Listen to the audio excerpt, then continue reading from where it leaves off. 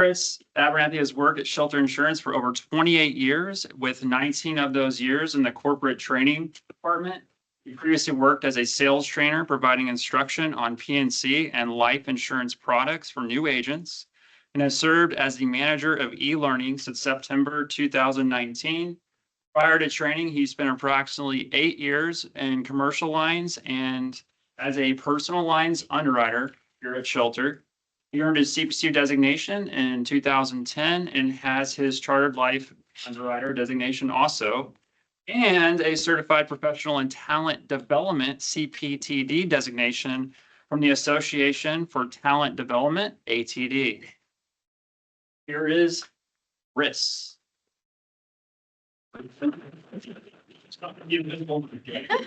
I'm actually glad it is a smaller room because, where I'm from, Southeast Missouri, my name's a 3-syllable word to my mom, who always said, Carias, your voice carries. So I think I'll be able to project fine without a microphone. How things have changed too. I think maybe one of the last presentations I did was a virtual one in 2020 or 2021, where I still went to the trouble of putting on a bow tie.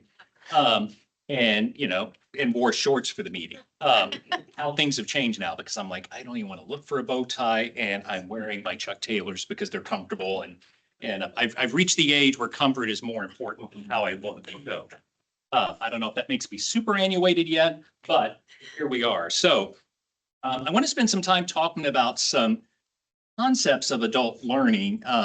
And I'm not going to ask you to raise your hands, but just think about if you have ever been in a situation where you have been responsible for training someone, either in a formal training program or as part of a job. And it doesn't have to be the one you have now. It could be anything in your work experience. I'm not going to do like Pee-wee's Playhouse where we have a word of the day, but the word of the day, and if you want to scream if you hear it, is andragogy. It's a fancy $10 word for adult learning. It's basically rooted in Greek, and it's the opposition of pedagogy, which is instruction of children. And if you think about it, any training that you've provided or that you have been victimized by in any of your work experience is a lot different from what we experienced in school. And we don't have enough time to go into all the differences and the specifics, but my first realization that there was going to be a big difference between adult learning, andragogy, screams, okay, good. Versus pedagogy was one of my first work experiences out of college. And it was one of my few work experiences working in a retail situation. I only stayed there for about 30 days. So you can kind of imagine how it went. And apropos of a demonstration, I want to use a technique that a really good train the trainer guy named Sardie Love did at a conference in Orlando a few years back, just to kind of demonstrate what part of my training was like. I've always heard in the training realm that like, Helen ain't training. And I think there's truth to a lot of that. But I think so many times we assume that, well, if I've got the knowledge and I just tell them, that's training, that's going to take care of it. So I'm going to use the technique that Sardie Love showed me to kind of demonstrate what I went through. The retail location where I worked, part of the services that we provided at the service counter where I worked was gift wrapping. And on the first day, I had to learn, or somebody asked me, I need this gift wrapped for somebody. And so they sent me with an individual who had been there for a long time, who had the skills, who had the knowledge. And I want you to take the blank piece of paper I used.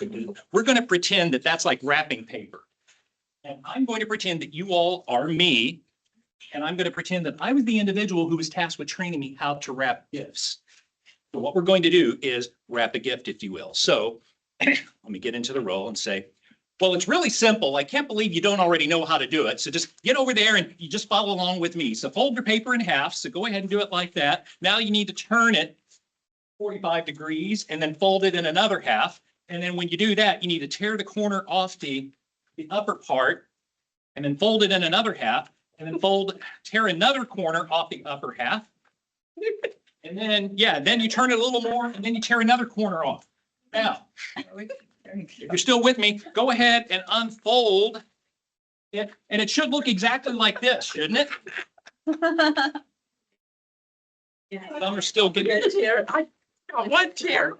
I know Dean's going to be playing peekaboo because he's got a mask back there.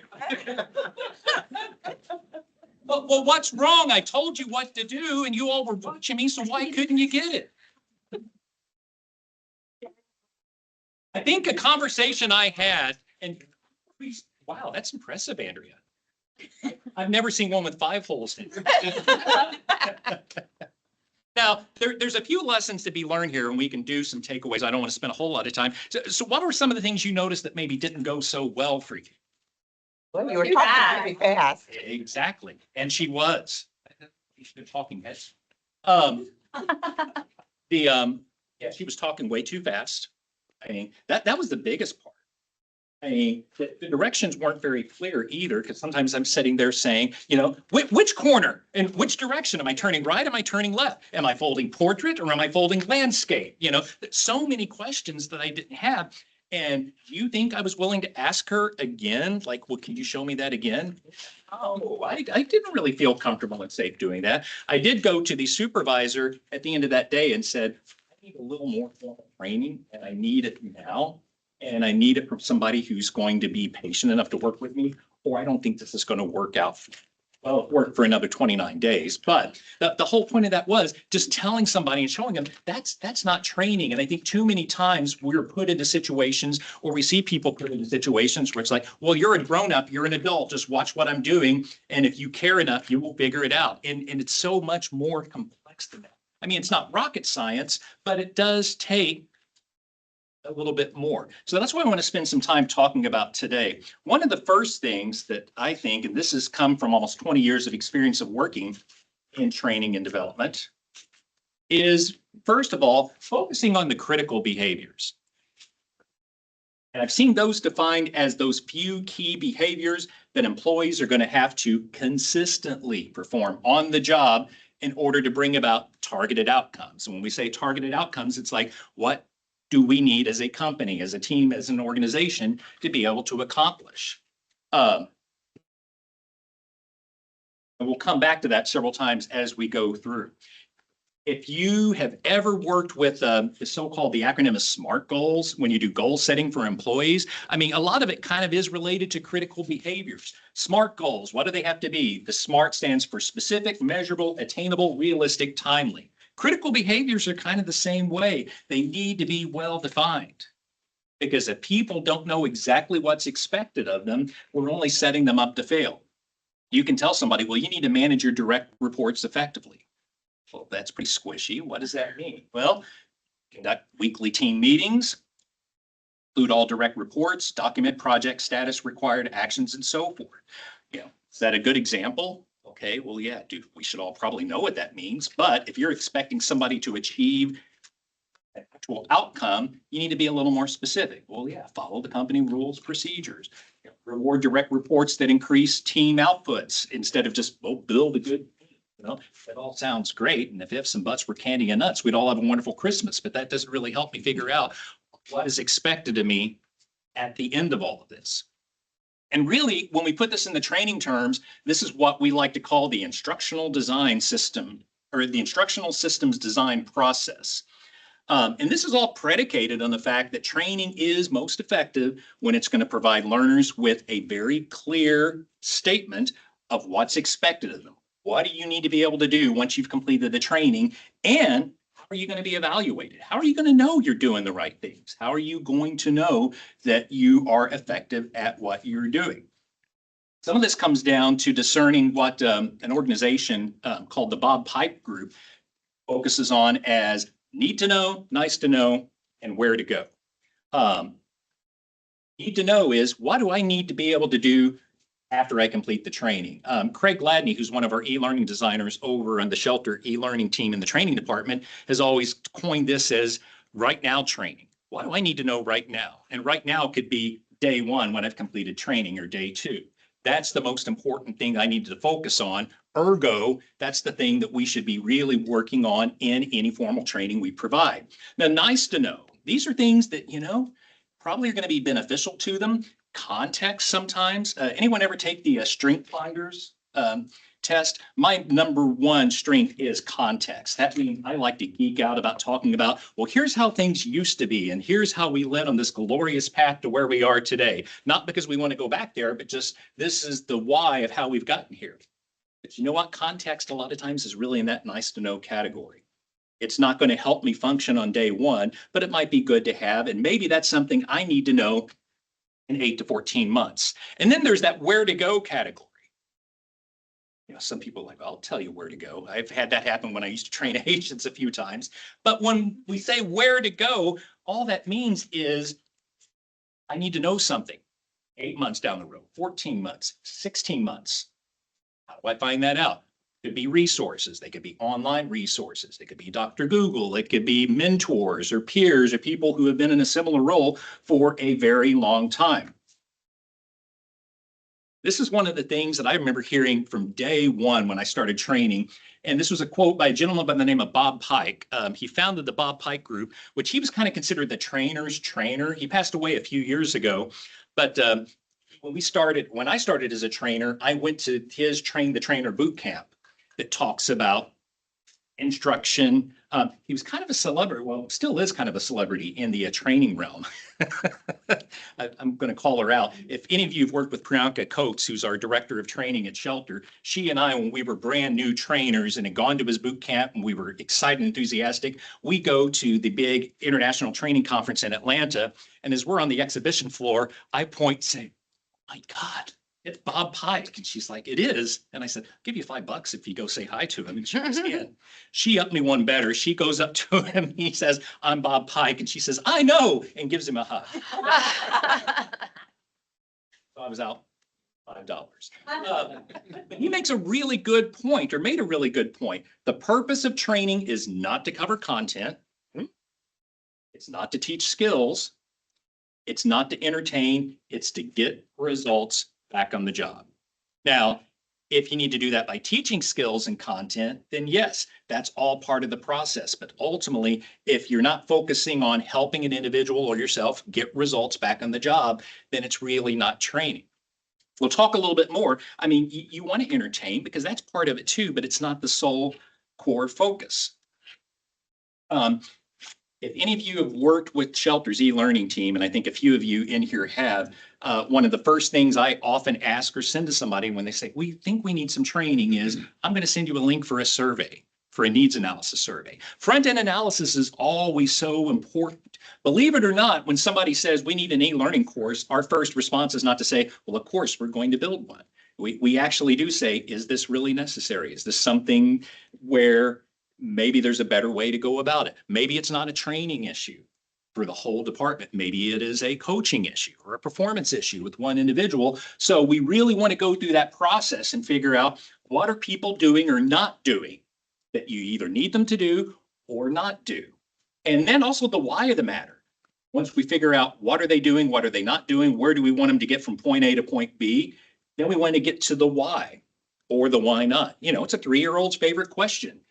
So I don't want to blend pedagogy and andragogy together too much. But if you think about it, why is how we discover things. And that is a very critical question to ask when we're talking about adult learning. Could be any of these factors too when we get down to the why. Could be a lack of motivation. And sometimes I look at that as just a communication issue. We don't understand the, what's in it for me. WIIFM, everybody's favorite radio station. But that really is a big key to sometimes getting people to achieve the results they need, helping them understand here's why it's important. Is it because it's going to improve profit sharing or benefits for us? Is it because, well, you need to do this because if you want to keep your job, then it's something you need to do. That's going to motivate me pretty quickly. Sometimes it could be a lack of tools or resources to perform the task. Could be inadequate or non-existent structures or processes. Or it could be a lack of information, which is sometimes where the adult learning comes in.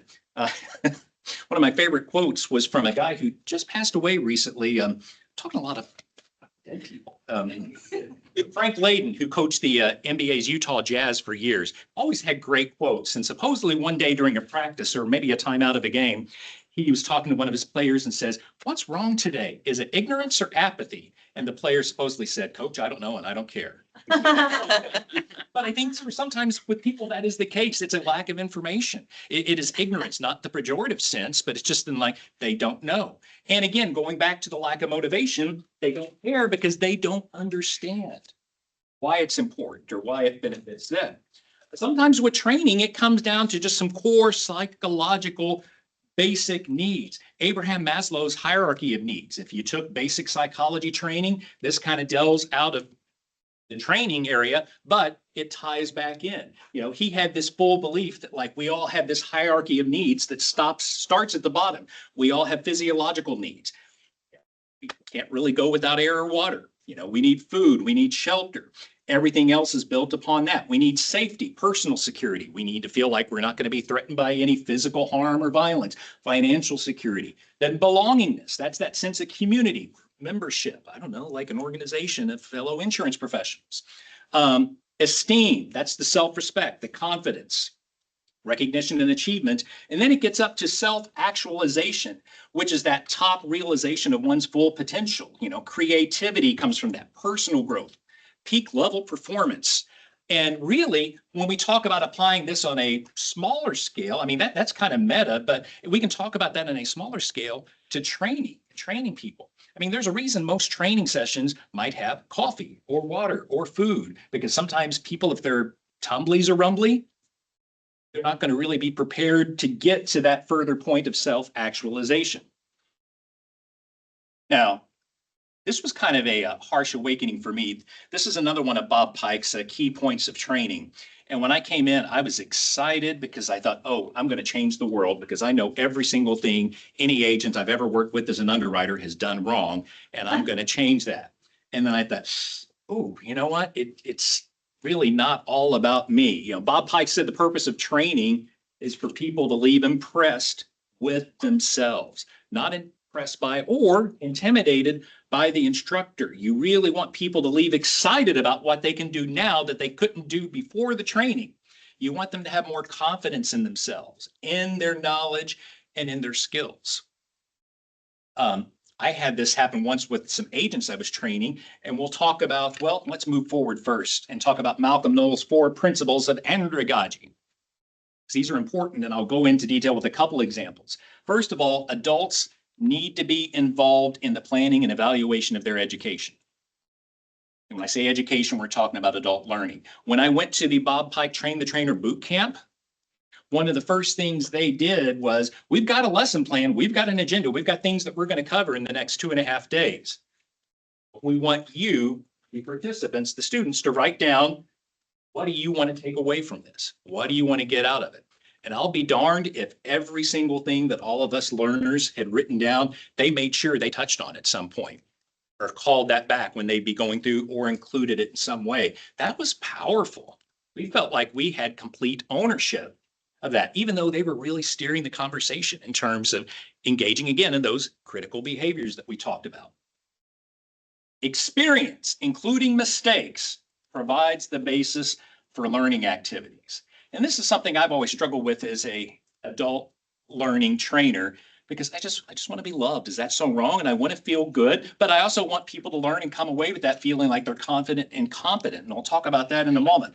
Adults are also most interested in learning subjects that have immediate relevance and impact to their job or personal life.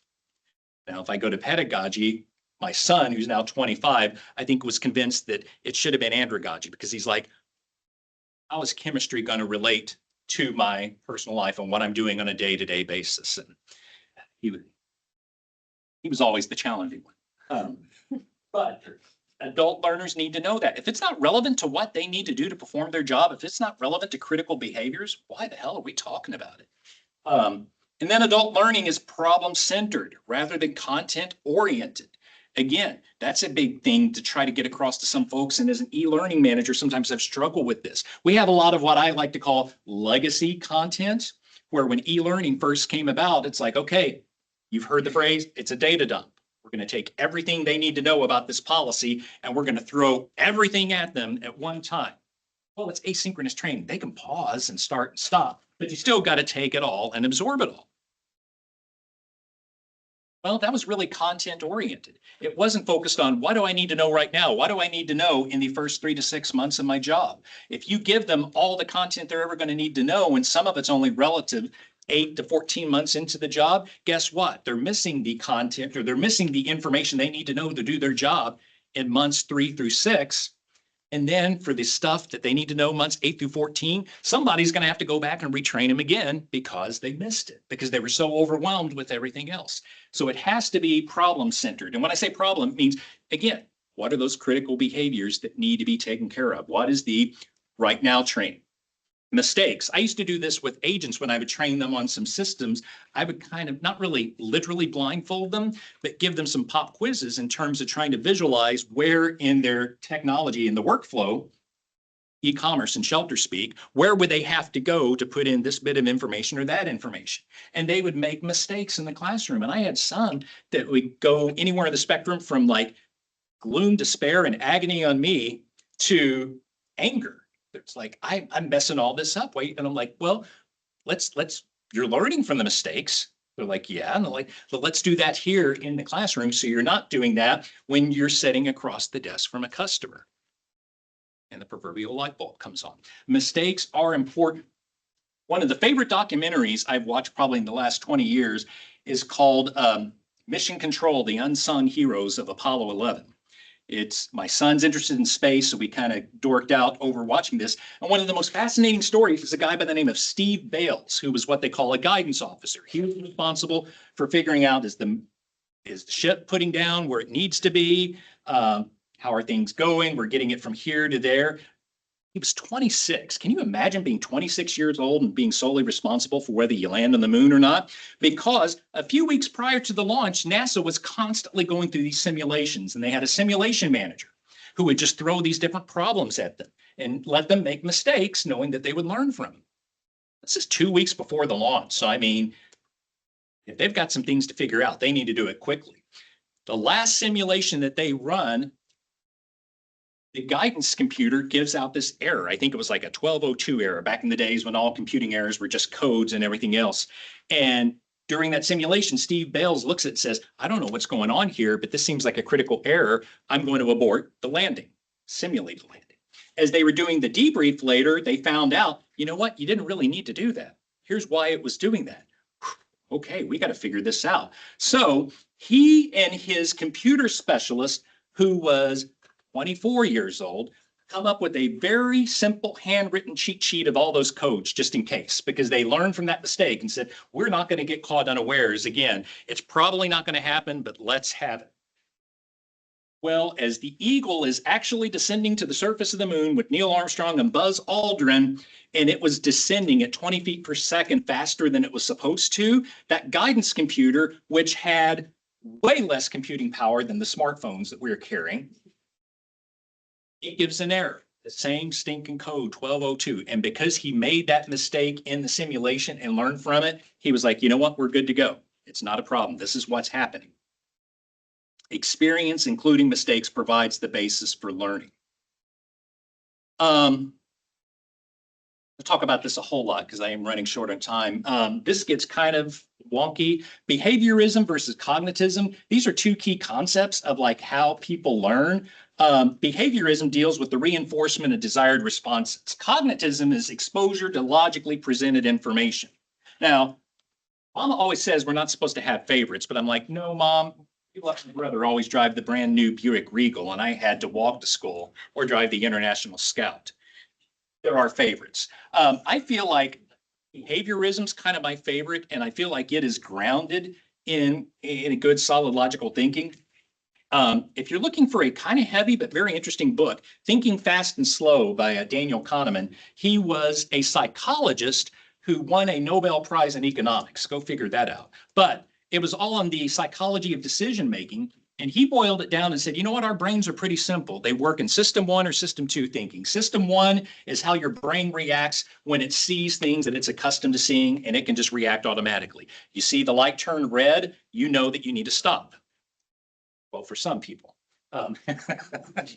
System 2 is that part of our brain that sees something and says, whoa, whoa, whoa, this is new. I need to kind of slow down and think through this logically and process. And the thing is, our brains are lazy. They do not like to do that system 2 thinking. They prefer a world where they can say, this is familiar and this is how I'm going to respond. And I kind of think behaviorism, when it comes to learning, is the same way. If we can Focus on the things that we're going to need to know to do and get into, you hear it called muscle memory sometimes. I know what I'm going to need to do, therefore I'm going to do it. Cognitism is like, you know what? We treat people as adults. Let me throw some information at you logically and you'll know what to do with it. I don't subscribe to that. I feel like that no matter how adult a person is, how smart they are, and you all look pretty smart, okay? I mean, you all can get it, but I still think people need to know what's expected of me. What's a critical behavior? And so that's kind of my issue there. If you want to know more about Gagne's 9 events of instruction, let me know and I can share that with you later because that's a lot to read and digest. Retention. I want to leave this with the key. Again, no matter how smart someone is, you can't just give them information and expect that it's going to stick. Albert, and I don't know how to pronounce his last name, says you can't apply it if you don't remember it. And in order to remember it, it takes some repeated exposure to it. Some of the studies he did was that if people were exposed to an idea or concept just one time in a 30-day period, their retention level of that was less than 10%. And these were perfectly average, reasonably smart adult learners. Whereas if you expose them to that idea or concept 6 times over 30 days with some intervals in between and revisit it, that the retention increases to 90%. And so when we talk about adult learning, yes, we can be smart, but we can't expect ourselves or anyone who's working with us or we're training to understand or grasp or really retain something unless we are coming back to that over and over and over again. One of the first train the trainer sessions I went to, I think this person didn't really get it because she would make key concepts and then she would literally repeat them to us 6 times verbatim. You need to retain the concept. You need to retain the concept. I'm like, I don't think that means interval reinforcement. So I will not repeat that to you. Finally, when we talk about learning, did people really get something from the training? Are they going to be able to do what they need to do? Some of you may have heard of Kirkpatrick's 4 levels of evaluation. How many of you have gone through a training session and they ask you to fill out a survey that just says, was the room comfortable? Did you like the food? Did the instructor enunciate? Things like that. That's kind of a level 1 reaction. We call them smile sheets sometimes, they're smiling and they're happy with it. Bob Pike said basically, well, did they like it? Okay, good. We hope that they like it. But then to take that several other levels, level 2 is the learning. Did they learn it? In other words, that's the degree to which they acquired the knowledge that we need in order to achieve and successfully meet those critical behaviors. Level 3 is behavior. That involves some going back after the fact on the job, maybe observing and saying, okay, are they actually using what they have hopefully learned? And then level 4 is the results. Well, did it make a difference? And this is where it gets kind of hard in the training area sometimes to measure that return on investment. Are we getting results from the training? Are we either increasing our sales? Are we seeing faster processing times? Whatever the case would be. So did they like it? Did they learn it? Are they using it? Did it make a difference? Action planning is the key. Again, it comes back to communicating all of that. If people don't know, if they don't develop an action plan for how they're going to put that into action on the job, the chances are they probably aren't going to have time to do that when they get back on the job. Again, Bob Pike did this with us as trainers, said, what do you want to get out of this? And before we finished the training, they had us write it down on an index card, put it in an envelope, address it to ourselves. And then within a week or two, they mailed that back to us. And I'm like, oh yeah, this is what it's about. This is what I'm trying to achieve. This is what I identified as my critical behaviors. I need to focus on that. So that can be helpful as well. Why do we talk about all of this?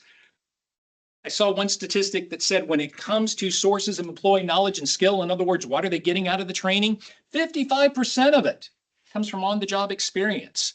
That's stuff that you and that we're all providing to people through those informal mentorships or somebody coming to us and saying, hey, I've run into something and I'm not quite sure what to do with it. Social sources comes from groups like this, different activities, professional organizations, formal education events and training. Yeah, we're a part of it. But that's only about 20% of where the folks get their knowledge and skill. That's why it's valuable to know a little bit about how people learn, because if 55% of it they're getting on the job, you can't just expect them to perform it by telling them, because telling ain't training. And why do we all need to know that? Because the High School Musical rules apply. We are all in this together. That's what it comes down to. I'm happy to open it up for questions. I don't know if there